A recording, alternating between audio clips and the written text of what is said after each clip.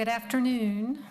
I am Sue Spainhour. I'm the interim City Marketing and Communications Deputy Director.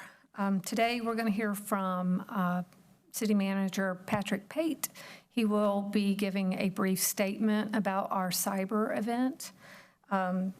After his statement, we will have just a few minutes for a few questions, but please remember we can only answer or address questions related to our city services and being able to provide for our residents. So if Patrick Pate would please come forward. Thank you. We appreciate you being here today to help us communicate with our residents about the ability of the city to provide ongoing services. This information update is about how residents can conduct business with the city, while some of our online resources are currently unavailable. As has already been reported, the city of Winston-Salem did experience a cyber event in the early morning hours of December 26. In response, the city promptly implemented its cyber incident response protocol and took its systems offline to isolate the activity and prevent any further impacts. As part of this protocol, the city contacted several state and local agencies, including the North Carolina Joint Cybersecurity Task Force, the National Guard, and the Federal Bureau of Investigation, who are all assisting the city with this ongoing investigation. Upon the advice of our third-party specialists and out of abundance of caution, the city is unable to share intimate details of the investigation at this time. However, we do want to keep the public informed about relevant operational updates. Since the incident occurred, the city has made great progress in restoring our network operations. The city has been and will continue to work around the clock to restore any networks as safely, securely, and efficiently as possible, with the guidance of state and local agencies and our assisting third-party specialists. To date, the investigation has not confirmed that any personal information was compromised. The city has been and will continue to work around the clock to restore our network safely. If we determine that personal information was impacted, we will communicate it with the affected parties in accordance with the applicable law. At present, in terms of operations that are subject to a disruption, online payments for water, wastewater, stormwater, parking tickets, parking deck renewals, yard waste cart stickers, and reservation of recreation and park facilities are not ongoing, and that's because the city has taken down our internet access to those. Credit card payments at the landfill are not able to be accepted right now, so residents can use cash if they have to take something to the landfill. Our online plan reviews, permit applications, and scheduling of inspections is also not online. People will have to call the inspections department or planning department to make those appointments. Online access to the code enforcement portal is also offline at this point, and again, people will need to call for those services. The police and the fire departments have not been impacted by this event at all. They are all operating normally, as are all of our other field services that are out there. Sanitation services, leaf collection, filling potholes, making sure that our signal systems are working properly. All those things are ongoing as usual. Please note that although certain payment systems are offline, the city currently has no indication that resident payment card information was affected by this event. Those, again, were taken down by the city. Again, we want to ensure you that the city is utilizing all available resources in addressing the situation and has developed workarounds to continue city operations as efficiently and normally as possible. While online bill payment and permitting are currently unavailable, city offices are open and citizens can visit in person to make payments or to apply for permit applications.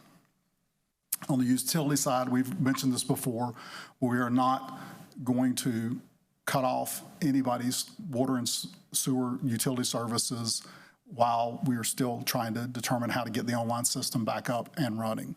So folks will not have any late fees or disruption of service because of this event. If there are specific questions related to operational activities, I'd be glad to try to answer a couple of those. Yes, sir.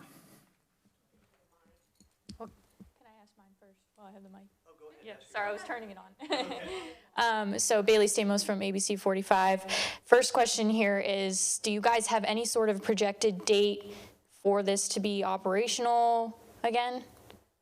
We do not have a date of when our online services will be back up, but again, that is the only thing that is really not operational right now. All city services are being provided, and we encourage our residents, if they have concerns, to call in we're giving additional information lines out there. I will say our 311 phone system is not operational right now because it is connected in through the internet.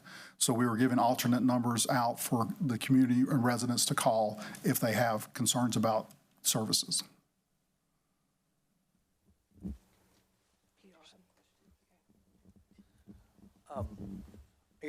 I guess, first of all, what is a cyber event? I think that term is a little vague, and we're having a hard time understanding exactly what a cyber event is. Was there a ransomware attack? Was the system hijacked? As I mentioned before, the details of what has occurred is under investigation. So that is what a cyber event is. We know that there was an anomaly in our system that was captured by our IS folks in the network. Once they identified that, we shut down any possible opportunities for people to continue to get in to the system on an unauthorized basis, and we're doing a continuing investigation to determine what caused that and what actions we need to take. How was it discovered? How was the anomaly discovered? Our IS, our information systems department discovered. Honestly, I don't know exactly the details, but they were monitoring the systems as they do on a 24-hour basis, and something happened that triggered that they found, and then immediately we went into action.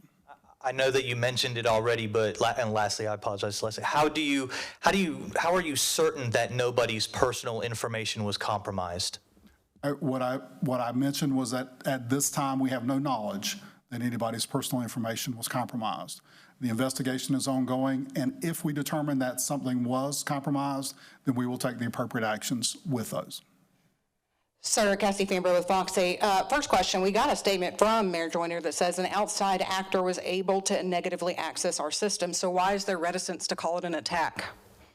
There's lots of terms on these events, and some have legal ramifications, some have, there's a variety of issues related to the terminology of what people understand and what they don't understand.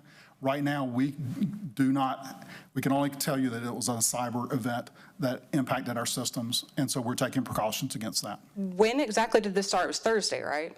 That is correct. So why did you not tell anybody till Monday? We were in the middle of a holiday and a weekend. We were taking precautions to do what we needed to do on that, and to this point, we're still investigating as to what happened and why it occurred so that it doesn't occur again. Okay. She's got channel 2. Just to follow up on that question, I know you said you all found out on the 26th. So did you all shut down your systems on the 26th, or you waited until the 30th to do so? The systems were, the systems that we were concerned about, were cut down on the 26th. Okay. And I know there's been questions about when things happen, but we know that we were getting online payments up and through the time we cut the system off. Last question, any future changes you all are planning to make to better protect you all's systems? We are looking constantly on every day and every year about how we can continue to enhance our systems. As you see from the reports all the time, there are lots of places that are having cyber incursions, And so we're not unique in that, and we're doing everything we can. And we do have a lot of good systems in place, and that's why we were able to catch it as quickly, I think, as we did. One more question. Did the cyber event have anything to do with the interruption to the system? Did it interrupt the system at all, or was it completely you taking it down? I can't answer that question, but I will tell you that our IS folks took down the system. So the things like online payment, that was offline because our system, we made a decision to take that offline. But the event itself, the breach, whatever we wanted to call it, that didn't affect the operations itself? And again, there's lots of terminology there. Our basic operations are ongoing in terms of providing services to folks. The details about what happened with the cyber event, we're still investigating that, and we'll have better information when that investigation is complete. Thank you very much. Hope you have a Happy New Year.